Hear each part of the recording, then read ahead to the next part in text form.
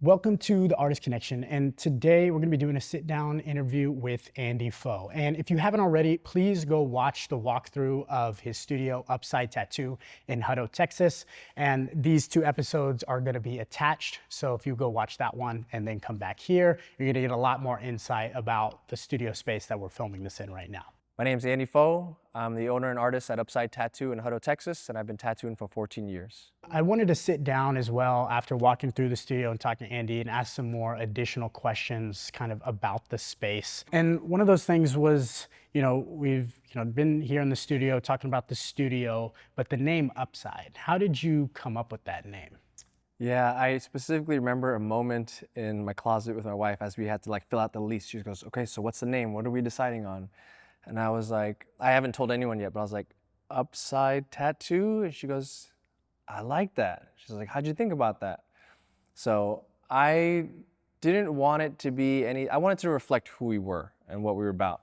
So Upside is something that's more positive, forward thinking on the upside of things.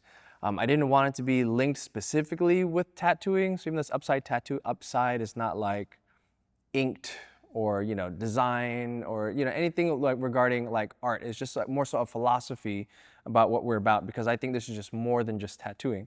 I also didn't want to be related to a specific place, so not the street or the city that we're in. So Upside Tattoo is just something that felt right, and when we came up with the name and put it on the lease, it just felt right, to just be like something that represents the positive atmosphere and philosophy of who we are. We've kind of walked through the space and you've talked to me kind of the general flow for the clients, for the artist, and the space you've cultivated. But as far as you've been in this space now for almost 3 years to the date, actually, and talk to me about, what has changed over that 3-year period. I guess, is this, the way you do things, is this how you've always done things, or has stuff changed over time? I feel like I'm constantly changing, evolving, just kind of like our tattoos, right? Like we're not set with the one tattoo or the 10 that we get.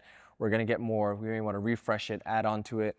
I thought the same thing about this space, is that this space is its own body and it's gonna change, evolve, and grow, which is why I didn't design it with any other walls besides the storage room and the restroom. I wanted to just be this open box concept. And at first, when we opened the space, we didn't have any sign out front. All the blinds were down, the doors were frosted, the doors were always locked, and no one knew where we were unless you saw the monument sign that was out front. It was designed for an artist like me, that you had your own clientele already, you came in by appointment only, and everyone started around the same time. Again, 10:30 to about 7:30, 8 o'clock is our normal hours from Tuesday through Friday.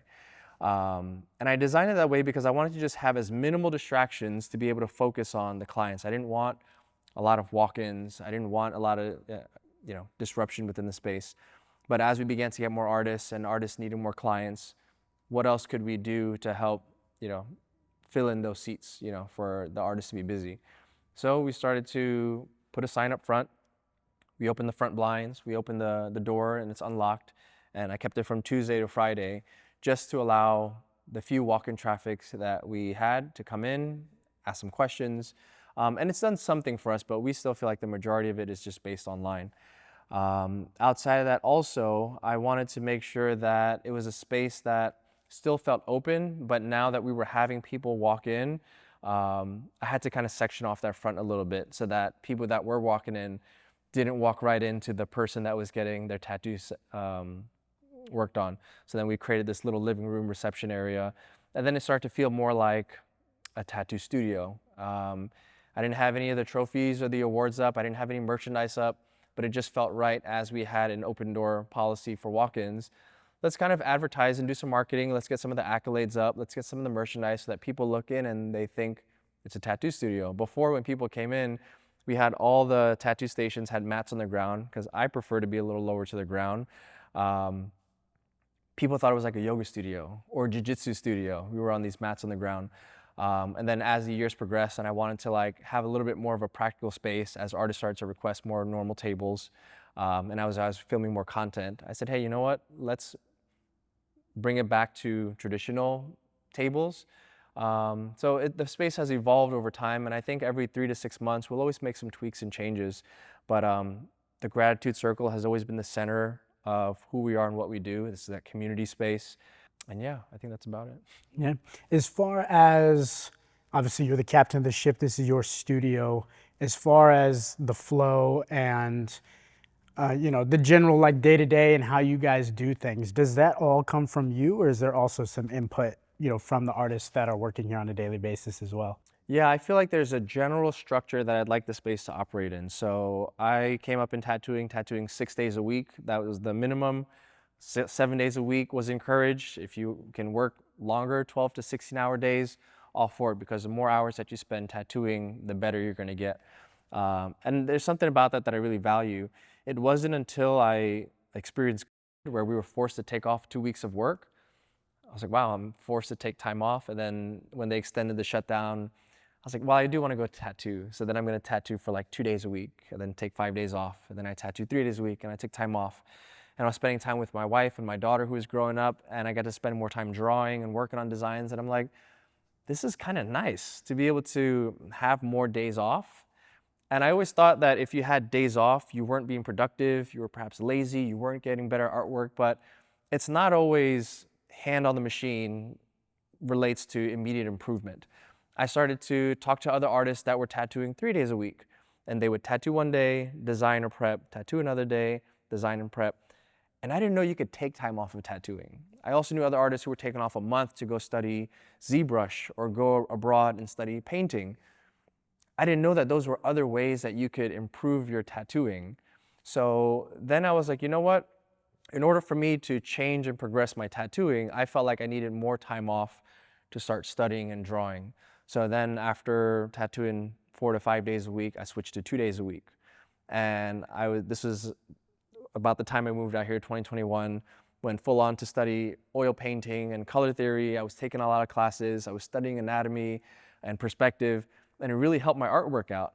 And then I got to a point where I was tattooing 2 days a week, but I didn't feel like I was producing enough tattooing. So then now I transitioned to back to 3 or 4 days a week. But I always felt that having a 4-day work week was ideal for me. A lot of artists were having trouble finding a work-life or creative balance.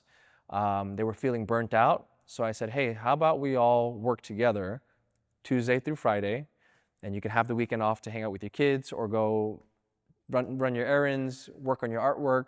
You can be fully rested and recovered so that when you come back, you're motivated and excited and not burnt out to tattoo those 4 days. So that's something that I implemented here. And at first it was super strict. Let's really just work together, take time off. But you can't stop people's hustles. Like, I know that if I needed something, like I remember when I bought my first house, I wanted to work 7 days a week, 12, 16-hour days, because you're chasing after something. Or the times that I was developing a certain body of artwork, I wanted to continue to work and create more. You can't stop people from doing that. So what I thought was going to be this ideal schedule for everyone, I loosened that up because I know everyone has personal preference. But at the end of the day, I still want people to be here together because we are a team where we work well together. We work off of feedback and the same synergy that we have. That if you're working on the days that we're not here, we're not getting that feedback from each other. So I do encourage everyone to work the same days, the same hours.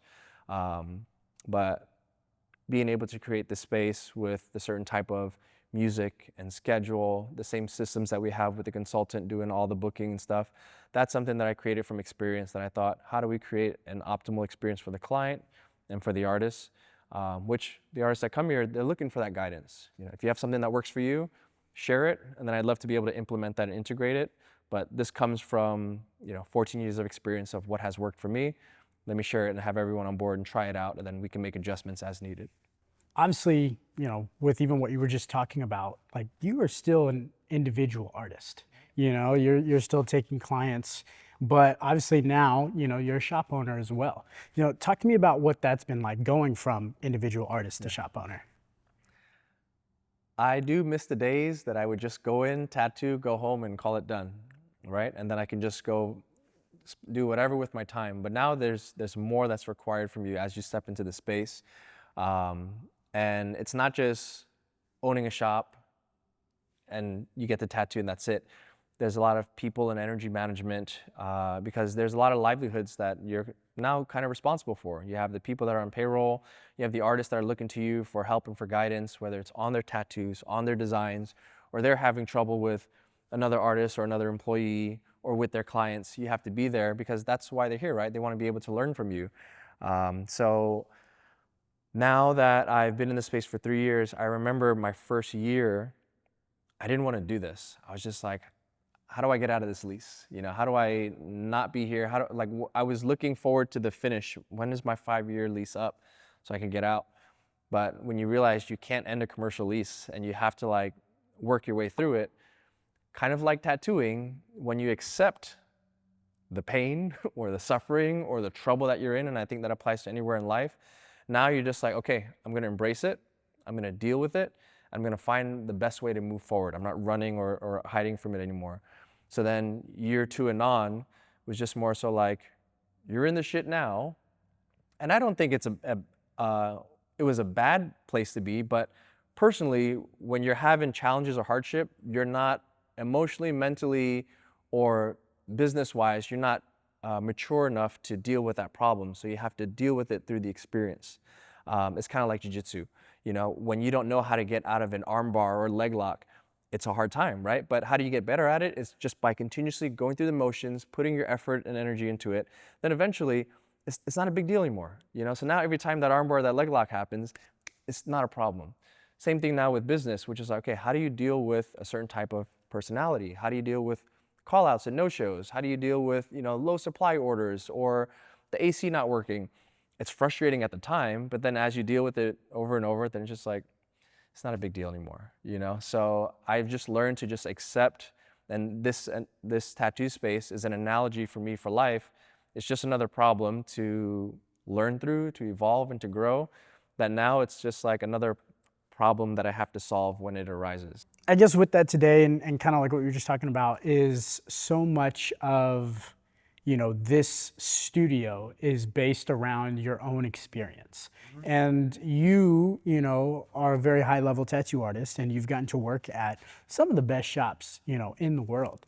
And what is it, you know, kind of about working there and those bits and pieces that you've taken that have kind of honed in? You've talked about some of that today and used some specific examples, but I can imagine this, it's not something that just happened overnight. It happened Yeah. over a long period of time. Yeah, so I'll touch base a little bit on what we talked about off camera, which is like that tattoo family tree, that hierarchy, which is like, you know, how did you come to be? And I started working with my brother, Robert Pho, at Skin Design Tattoo, and this was when he was at the smaller smaller location. And I did my first 7 months of my apprenticeship there, and I didn't really have any clientele. I didn't have the skill set or the knowledge on how to talk to people or get clients in, so I struggled a lot. Then I ended up leaving there and I moved back to New York, and I worked at a basement shop at Omni Inc. for about like a year and a half. And that's where I learned to like hone my skills through all the walk-ins that were coming through the door. Ended up moving back to Las Vegas when, you know, he opened the big location in Chinatown. Worked there till about 2020. Then I moved back to New York, worked at Love Machine for about 11 months, and then ended up moving to Austin, worked at Devotion for about 9 months before I opened my own studio. So I worked at several different locations while also guest spotting at several shops.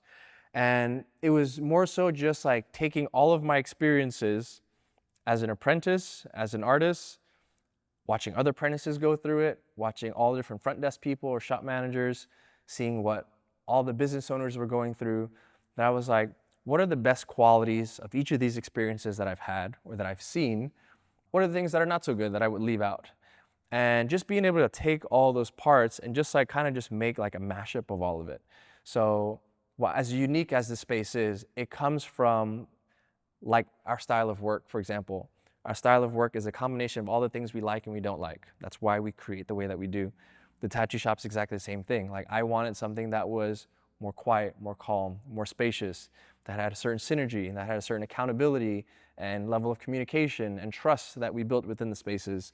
It was just all of the things that I liked from all those different spaces. And it's really hard to think about what each of those things are, but it's all very intentional when I walk through it on why things need to be a certain way. And if anyone ever asks about why these things are that way, I can bring up a certain story about it, but it's just more so like that big picture feeling of, what's the flow and the feeling of being in the space. Kind of with that being said, and we talked earlier about, the type of artist that this place would attract, the type of client this place would attract. Obviously, we talked about you've been in the studio for about 3 years now, and you are in, let's say the greater Austin area or Austin, Texas. How much of being in this actual location near Austin do you think, contributes to the studio, doesn't contribute? Do you think you could do Upside anywhere, or do you think it being in Austin, helps it out? I feel like it could be done anywhere. And people have asked me like, would you open multiple locations or would you ever, sell it so that they can, expand or grow it? And I'm like, you can have the physical space, the smell, the sounds, whatever, but I don't think it would necessarily be the same thing. So I don't think it's necessarily the place that you open it. But why we picked Austin, I was just looking for a place that, first of all, the city felt right. I came from New York City, tall buildings, concrete. I went to Las Vegas, which is all desert, big, flat open with mountains. Then I came out here. My first day, I was stand-up paddleboarding on Lady Bird Lake, and I think it was the right amount of nature and city. The city wasn't super big yet, and I just liked the feeling of it. We only ended up in Round Rock and Hutto because that was like the best place that we found for schools, and I wanted to find something super close to the house. So I did look downtown Austin at South Congress, but the feeling of driving to a tattoo shop that had all the traffic and you're fighting for parking for 20, 30 minutes, I didn't want to do that. So I wanted to find something that the mall or the plaza's parking lot felt spacious. I like the fact that you're driving away from the city, so less and less traffic. It's more and more open. So when we think about that tension and anxiety of tattooing, I've worked in Chinatown, in Manhattan and in New York, and just that feeling of looking for parking added to that tension and being late to your appointment. Versus here, you can just drive, you relax, there's big open grass fields that now you can just kind of settle into your session. You don't have to worry, like it's just one more thing off the plate. So could it be done in another city? Absolutely, but I think the feeling of this place adds to it that we are a bit removed from the city. Kind of with that being said, do you think that the style of tattooing, kind of also leans itself, to the experience that people get nowadays? Again, we're talking in Austin. I would imagine most people, if you talk to them, they think Texas, they think Austin. They maybe wouldn't imagine, this shop when they think of that. They're probably going to think of something more, American traditional, downtown, loud, rock music, this and that. So I guess some people are going to want that when they get a big old, eagle blasted on their chest. But then there's also, the flip side of that, and you have your clientele here that are going to get a very curated piece along with that experience. Do you think experience is attached to style, or that they can kind of live uniquely from each other? It can be both, right? There are some people who are looking for, and I think when people think of tattoo shops, there's sometimes the American traditional shop feeling of going in and there's flash all over the wall. Some people are looking for that experience to go with the artwork. But in this space specifically, we've had all the styles being done. We've had American traditional, we've had Japanese, we've had fine line and black work, line work stuff, fine line. We've had the realism, we've had the color stuff. So we had the whole variety of it. And with that comes a variety of personalities. So you would look at someone and you go, I don't know if this person is actually going to enjoy this space. He's maybe preferring something that has, a more hardcore environment or whatever the thing is. But then we come in and we all sit in this gratitude circle, and like those people, they all, not all, but they like the feeling and the experience of being here, that they've been tattooed at other spaces that are more stereotypical or traditional. And they go, you know what? Out of all the spaces I've been to, they're getting the same style of work. I actually like being here. I like that it's calmer, it's quiet. I can relax a little bit more. So I think it's more so up to the individual. I know for sure that there are people who look at the space or see that we do the breath work or hear the music and they go, nah, I don't want to be there. Funny story is like when we did grand opening, we had a sign out front, big poster, and it said, grand opening this day. Looking forward to having you here. No shoes, wear your best socks. And when I remember opening the door, people were coming in, and there was this one lady who probably looked like she was into a different style of tattooing than we normally do. And she was just smoking a cigarette, and she comes in and she peeks inside and she goes, "So what's with the no shoes?" I was like, "I don't know, it's just kind of, how I imagine like my home, and it's just a clean space." And she goes, "I see," and she walks off. It doesn't look like a place that she would want to come in and get tattooed. Maybe we do the style of work, maybe she doesn't. But sometimes even this space breeds a little bit of uncomfortability for people. They're used to a certain grunge or energy that they're looking for that this doesn't provide it. It may bring up something different or unique for you, within this experience. But it's an interesting one. It's one I like to kind of talk with different clients about as I hear what their experiences are at different shops. I mean, you're somebody that's been in the industry for a while, and I feel like it's kind of one of those things where I think, the experience of getting tattooed, a lot more obviously thought and energy is being put behind it to where I'm sure people that have gotten amazing work done by some really high caliber artists, but maybe that experience was so bad, like they've gone and got it removed, just because they now attach that artwork that they have or the tattoo they have with the experience. And sometimes they maybe can't separate the two. But if you flip that around, if somebody comes in and they have an amazing experience that's also attached to, a tattoo that they love, I think that only just elevates, their entire journey, of getting tattooed. And I feel like you guys have obviously very much, put a lot of intentionality and tried to craft that. I guess with that being said, and the entire kind of tattoo industry as a whole, like you said, you know a few shops that have done breath work or that, and everyone's unique and different. But do you think there's overall more time and energy kind of being put into the tattoo experience today? I think I see more of it just because that's what I'm aware of. But I also see equally the other side. They're just people who just they don't care. It's not a big deal. Like it's just tattooing. It's just artwork. I've had people comment, just shut up and put the tattoo in. Someone said like, just shut up and put fries in the bag, like that sort of thing. And if you as an artist want to function in that way, I'm gonna say that's fine in the sense of you're gonna give that kind of experience. The clients are gonna get that. And some people may love it. I've also had clients say, I don't care what the experience is like, as long as I'm getting a good tattoo. My artist can do whatever they like and it's fine. I very much so have an intention for what I want to do. I very much appreciate when other people are very intentional with it. I'm also very hands-off in the sense of like, you can't control a lot of that stuff too. So we can only just kind of be witnesses to those things. And I do see a lot of good emerging from it where people are having the conversations around like what a client experience could be and what it could look like. We are educating more clients about kind of what that experience could be like. And that's all that we can do is just provide that, increase that awareness, for what a tattoo experience can be.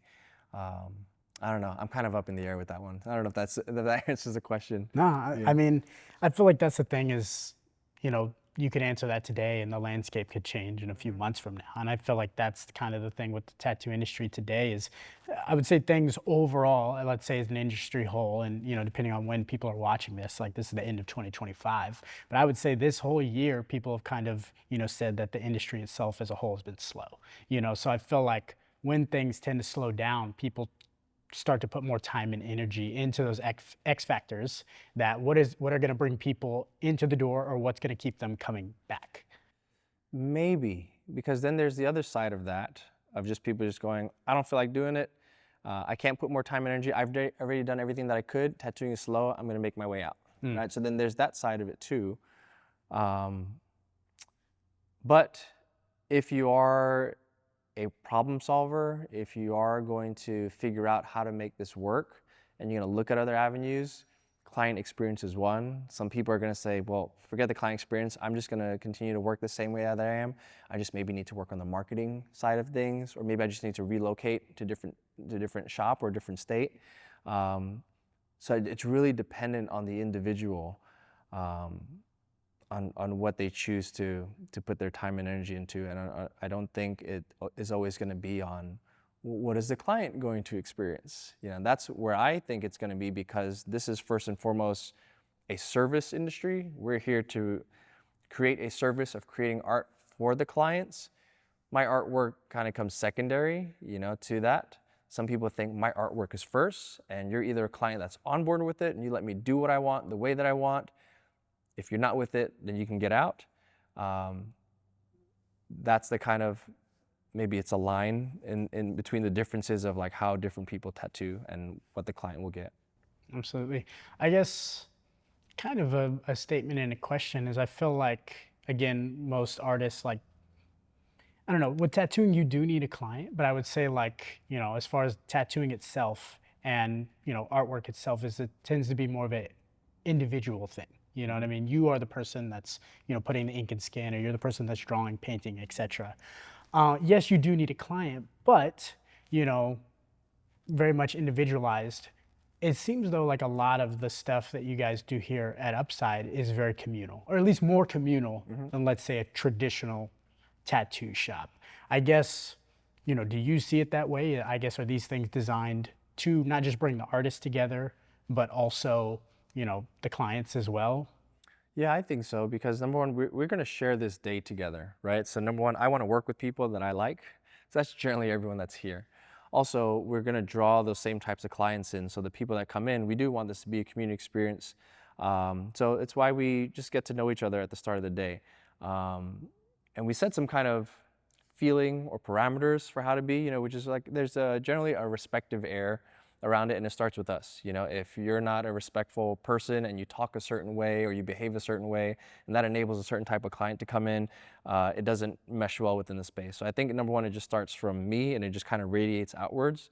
And I just want to be able to create an experience for whoever wants to be in this container for the day, to just kind of like have that same sort of frequency or the same sort of energy. That even if you believe and you want to do and behave a certain type of way, it's kind of not audited or moderated, but you just kind of know, like, there's certain things that are just not okay within the space. And I just think we just want people to have a positive experience. We want people to leave with amazing artwork. We want people to be able to speak highly of their experience while they're here. And that's all that I can just hope for, and just by like continuously putting out that energy and setting up, an environment like that. Our mission is to focus on the experience of the clients. That's it. Like, everything else is going to be secondary. How much money we make, whether we have artists here or not, whether you continue to push your artwork. Like, artwork is subjective. You may be an artist here that's like really content with your artwork. It's not necessarily our philosophy. We're going to continue to push more, but you may be content with it, and it's not going to be the best artwork, but you put your heart into it. We create with passion in our art, and if you can do that, then the client's going to have a great piece of artwork, because they're going to book with you because they see your portfolio and they like it. So they're going to say, hey, I like this artist, I like the artwork, I want to get something like that. They're going to come in here and have an artist that's going to put their time and attention onto you. And if a client leaves and they can always have a piece that they go, I remember why I got that, where I got it, and they don't have a bad thing to say for the most part, then that's what I would love to have happen. You're going to have sometimes that clients are not happy about certain things, and maybe it's the scheduling, maybe it's the pricing, maybe it's, I don't know. You can't predict those types of things, but with the things that are within our control, how do we show up as best as possible each day, as prepared as possible, and give the client what they need to have a generally positive experience? I just want that to be the focus, and it's not about expanding or opening more locations. As of right now, I don't want to. I want to put my time and energy into here, and then be able to like foster a group of artists that I can put my time and energy into, so that they can leave here when they're ready and say, hey, I was positively affected here. I'm going to go out into the world and do something that I feel is similar when it comes to impact. That's one of our other values too. We leave people in places better than we found them. Anyone that comes into this space, whether it's a client or an artist, did they leave here a better human being? Even for someone that was let go, which sometimes that happens. It's like, did we leave them better?